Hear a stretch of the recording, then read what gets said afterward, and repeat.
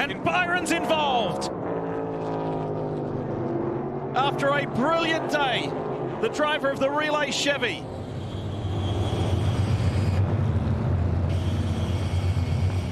Kim, tell us why. Tell us more. Yeah, William got on the radio and said, I had no idea he was pitting. I had no idea he was pitting. What was he doing? So William Byron kind of scratching his head there on what that incident and what caused it. John Hunter Nemechek, Ty Dillon. Wounded race cars everywhere.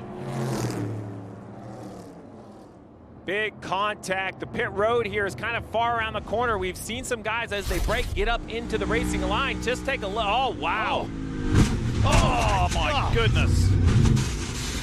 No idea that he was pitting at all. Many times the spotters will signal, wave their arms, I'm pitting, and clearly no communication from up there. William Byron just had no indication he was going to pit. Look at John Hunter Nemechek sideways down pit road. Oh, that's ugly. That Trying is to a figure out where that nasty 10 is in situation. reference, Jeff. Is he higher than others that have come to pit road? There are many drivers that have come to pit road not on the white line. I think you should be on the white line. I know it's a little quicker if you're using more of the racetrack, but maybe, we don't know what was going on with Ty Dillon. Maybe he was having a problem with his car, had to come to pit road quickly. We just don't know, but what an impact. Totally unabated. Just slamming into the back. And an amazing day. 55 laps led. AMR safety team on the scene.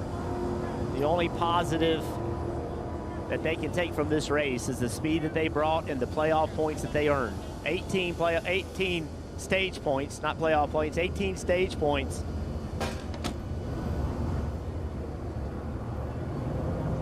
Here's some 10 radio. Happened there?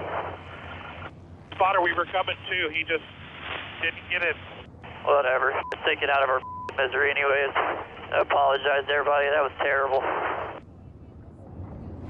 That was communication. The spotter of the 10 was saying that he was letting them know, I guess is what he is saying there, but we heard the report that William had no idea. You could tell by the closing rate, he had no idea that the 10 was slowing down. And a little bit out of a sequence, right? So when people start pitting, you start recognizing, hey, there's a pit sequence going on.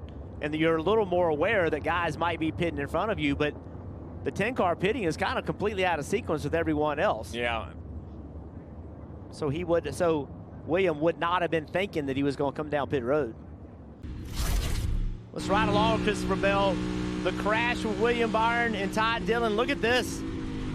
Sun in his eyes, smoke in front of him, hangs it left, gets by it. Kim, glad to see Ty Dillon out of the infield care center, the caution before. So walk us through your perspective on things. Did your spotter let the 24 know you were coming to pit road? Yeah, it was a rough day for our Field and Stream Sugarland team. There was something wrong with our race car all day. We just couldn't get it fixed. So we were hoping to get it back to the shop and diagnose that. And my spotter told me that he let the 24 spotter know we were coming to pit road. Maybe I didn't wave him off enough, but I feel like at this level, you kind of trust your spotter to do that. Yeah, just I don't know what we do different there. Just about to hit pit road and just take tires and kind of we're taking our medicine on the day, unfortunately. And I hate it for the Hendrick guys. I hate it for Chevrolet that it happened that way, but I'm not even looking out of the mirror at that point. I'm just trying to hit my points to get on pit road, and yeah, he hit me hard. So, yeah, it's an unfortunate way for that to happen. Were you coming to pit road higher than you normally had all day long under a green flag stop? I don't think so. No, that was pretty much the line I had taken all day. Trying to still compete and get on pit road as hard as I can. You use up as much of the banking as you can, then you dip down low. I don't think I was egregious in that. So maybe just a lack of information being transferred. I know our car looked really cool with the camo on it with Field and Stream, and maybe it blended in a little bit, but I hate it for them. We brought on great partners this year, and we didn't put our best foot forward as a team, but we hope to have them back, hope to have Sugarlands back, and do good for them in the future.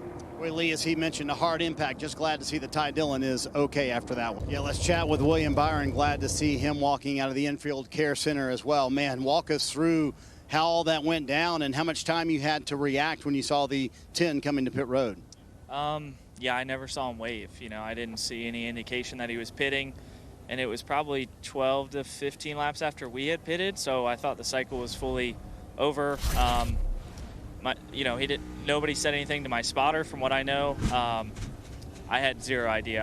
Everybody's been wrapping the paint really far around the corner, and that's what I was doing to have a good lap. And I was watching him thinking, okay, he missed the bottom a little bit here, and then he just started slowing, and I was like, had no idea what was going on. So I'm just devastated. I had no indication, so I obviously wouldn't have just driven full speed in the back of him like that. You talk about the devastation. Were you thinking that you had a winning race car today, William? We were right there with the 5. I got loose a few laps before and lost the lead, which I was bummed about, but was going to try to get my balance back to a reasonable place. I was a little bit loose that run, looser than I expected to be, and was just kind of pacing it. And,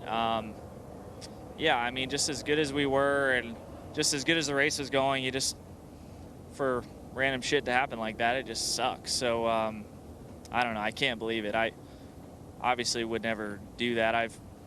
During the cycle, you're anticipating guys pitting, and just sucks.